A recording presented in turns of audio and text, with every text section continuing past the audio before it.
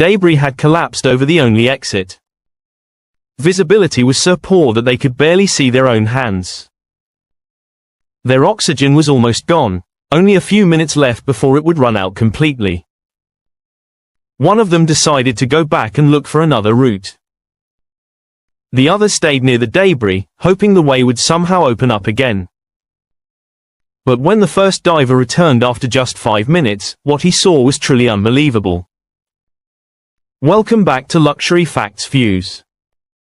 Today, we explore one of the most terrifying true stories ever recorded, the cave diving tragedy of Bill and Parker. Cave diving is not like ordinary scuba diving. In scuba, you dive in open water. If something goes wrong, you can swim straight up to the surface. But in cave diving, there is no surface to swim to. There are rocks above, below, and all around you. You are completely trapped inside the earth. In this extreme sport, even a small mistake can be fatal. If your torch fails or you lose your direction, you can't tell which way is out. If your oxygen runs out, there's no surface to reach. That's why cave diving is one of the most dangerous adventures known to man. To understand how deadly it is, let's look at the numbers. Swimming causes about 1.77 deaths per 100,000 participants. Base jumping, considered an extreme risk, claims around 43 lives per 100,000 jumpers. But cave diving, a shocking 138 deaths per 100,000 divers. Every year, between 25 to 30 divers die inside caves around the world. And this small number exists only because very few people attempt it. One of the world's most dangerous cave systems lies in Florida, known as Shek-Exley Springs or Sherlock Springs.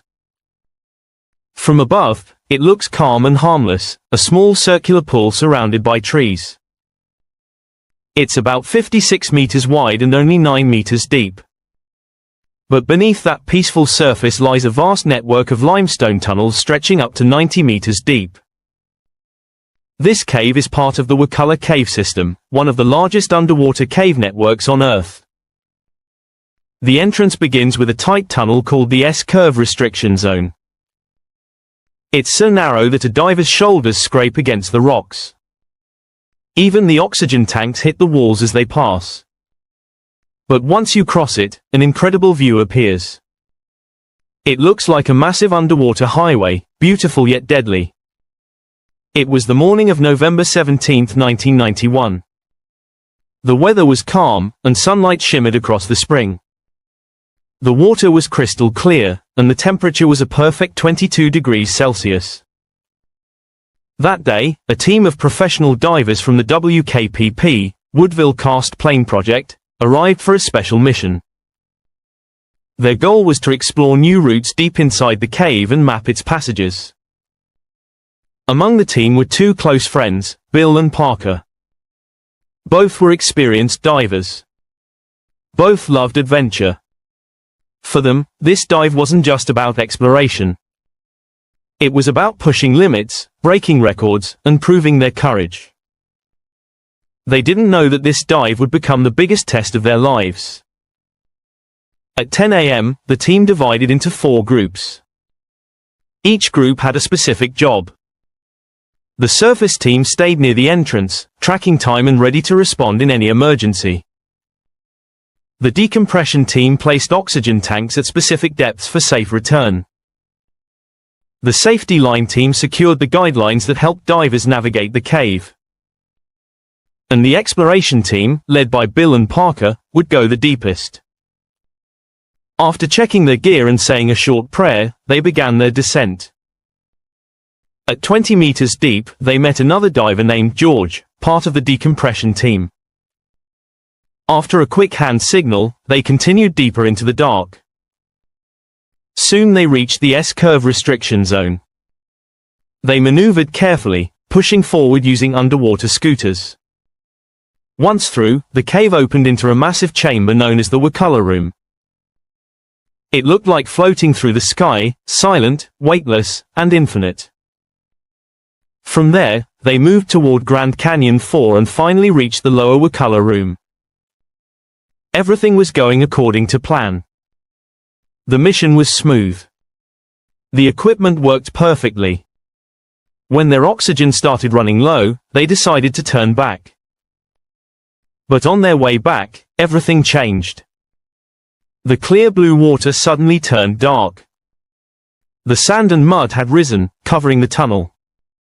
Visibility dropped to 0. The way they had come in was now blocked by debris. The roof of the cave had collapsed. Bill and Parker tried to follow the guideline, but it led straight into a wall of mud. Their exit was sealed. Their oxygen was running dangerously low. Bill quickly wrote a message on his slate. "Wait here, I'll check the line." He swam back to verify their route. After checking the line markers, he realized they were on the correct path. This was indeed the only way out. He turned back immediately to tell Parker. But when he returned after just 5 minutes, Parker was gone. Bill panicked. He flashed his torch everywhere, but the muddy water reflected nothing. No bubbles. No light. No sign of Parker. Then Bill noticed a faint current, a small stream of water moving through the mud. He realized that Parker might have started digging through the blockage. With his oxygen almost finished, Bill had no choice but to follow. He began digging desperately. Every second felt heavier. Every breath shorter. The mud was thick, sticky, and suffocating. That small 2-meter section felt endless. Finally, after immense struggle, he made a gap large enough to squeeze through. The tunnel now turned upward. He saw a spare oxygen regulator hanging on the line, but he ignored it. He had to reach the decompression station. Pushing forward with the last of his strength, Bill finally reached the decompression station at 30 meters. He grabbed the tank and took a deep breath. Relief washed over him. He had survived. But when he turned his head, he froze. Just a few feet away hung Parker's oxygen tank, completely untouched. That meant Parker never made it this far. When Bill was rescued and brought to the surface, he explained everything to the team. They immediately sent divers back into the cave to search. They found only Parker's regulator and cylinder lying separately in the mud. The next morning, Parker's body was found near the upper section of the cave. He was wearing only his wetsuit, his gear was gone. It appeared he had removed his equipment, thinking the lighter weight would help him float upward. He lost consciousness just a few meters from safety. So close, yet out of reach.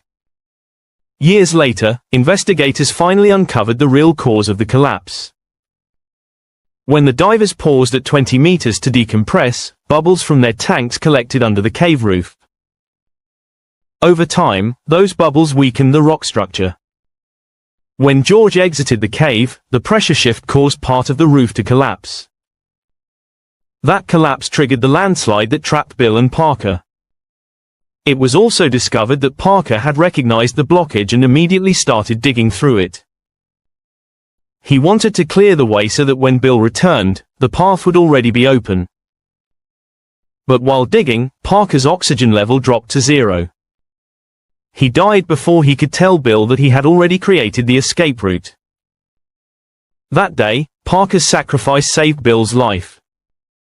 If he hadn't cleared that path, Bill would have died behind the debris. This tragedy is more than a story of death. It's a story of courage, sacrifice, and unbreakable friendship. Even in his final moments, Parker thought of saving his friend before himself.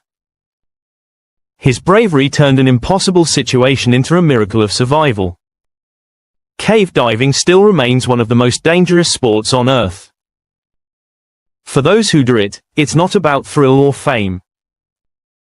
It's about facing the unknown, and discovering what lies beyond the darkness. If this story touched you, Don't forget to like, share, and subscribe to Luxury Facts Views. Here, we bring you real stories of adventure, survival, and courage from across the world.